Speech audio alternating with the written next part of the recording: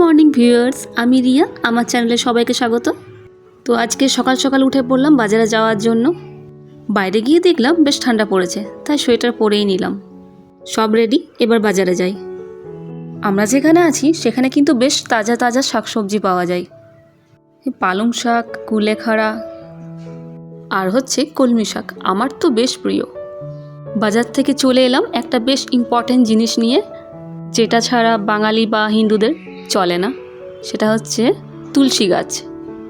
বাড়িতে একটাও তুলসী গাছ ছিল না, তাই তুলসী গাছও নিয়ে এলাম আর তার সঙ্গে টবও নিয়ে এলাম। আর এখানে মাটির অভাব, তাই মাটিটাও কিনে আনলাম। তুলসী চারা, মাটি আর টব মিলিয়ে ওই ধরুন মোটামুটি 200 টাকা লেগেছে। তো আমি এবার একটা দড়ি নিলাম। ভাবছেন তো যে এই দড়িটা কী করব? আচ্ছা, দেখাচ্ছি দড়িটা কী করব। বাইরে কিন্তু বেশ ঠান্ডা ঠান্ডা হাওয়া দিচ্ছে, আর এই তুলসী গাছটা রাখবার জন্য আমার ব্যালকনি ছাড়া আর কোথাও জায়গা নেই। এখানে একটু রোদ আসে, ওই রোদের মধ্যে একটু রাখবো। তুলসী গাছের যে এত দাম হতে পারে সেটা আগে জানা ছিল না। আর আমি যেখানে বড় হয়েছি সেখানে কত তুলসী গাছ, এদিকে সেদিকে নানা ধরনের তুলসী গাছ। এই ধরুন রাম তুলসী, কৃষ্ণ তুলসী। টবের ফুটোর মধ্যে দড়িটা পরিয়ে নিয়ে মাটিগুলো দিয়ে দিলাম। পুরো মাটিটা হবে না, একটু মাটি রেখে দেবো, কারণ এই মাটিটা এখন উর্বর আছে। যখন এই মাটিটা বসে যাবে তখন এটা মানে যেটা বেঁচে থাকা মাটিটা সেটা আবার তখন দিয়ে দেবো।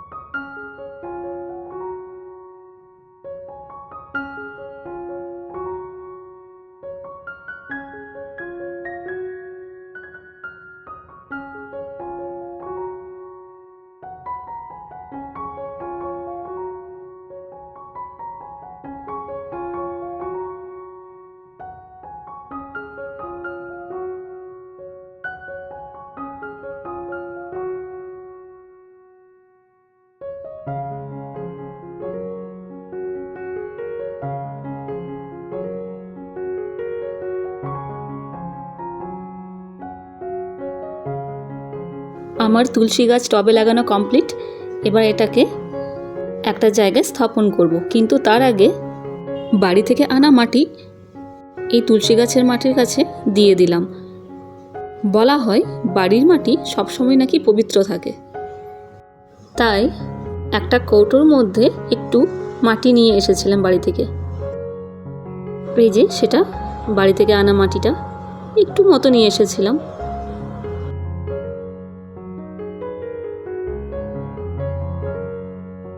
এবার অল্প একটুখানি জল দিয়ে দিলাম, বেশি জল দিইনি কারণ মাটিটা ভেজা ছিল। বেশি জল দিইনি কারণ গাছের গোড়াটা নরম হয়ে যাবে। জলের খোঁজে গাছের শেকড় যত গভীরে যাবে তত গোড়া কিন্তু শক্ত হবে। মোটামুটি সবই রেডি। এবার টবটাকে নিজের জায়গায় রাখবার পালা। আর বাকি রইল ওই দড়িটা কোথায় কি কাজে লাগাবো সেটা একটু পরেই দেখা যাবে। অনেক ভেবেছি, তারপর আমরা দুজনে ডিসিশন নিয়েছি কি তুলসী গাছটাকে নিচে রাখবো না, কারণ আমাদের ব্যালকনিটা খুবই ছোট, তাই পা লেগে যাওয়ার সম্ভাবনা আছে। তাই এটাকে ব্যালকনির একটু ওপরে জায়গা ছিল, একটা সিমেন্ট দিয়ে বাঁধানো ধার ছিল, ওইখানে তুলসী গাছটাকে রাখলাম। আর ব্যালকনিতে একটা পিলার ছিল, তো ওই পিলারের সাথে ভালো করে বেঁধে দিয়েছি, যাতে নিচে যে মানুষরা যাতায়াত করছে তাদের ঘাড়ে মাথায় পড়ে না যায়। তো আজ এভাবেই তুলসী গাছটাকে স্থাপন করলাম। এরপর চলে এলাম লাঞ্চটা সেরে একটু ফল খেতে। আমাদের ব্যালকনিতে ওই দুপুরবেলাতেই একটু রোদ আসে, তাই আজ হাসি মুখে মিষ্টি রোদের সাথে সবাইকে বিদায় জানালাম। দেখা হবে পরের ভিডিওতে। টাটা।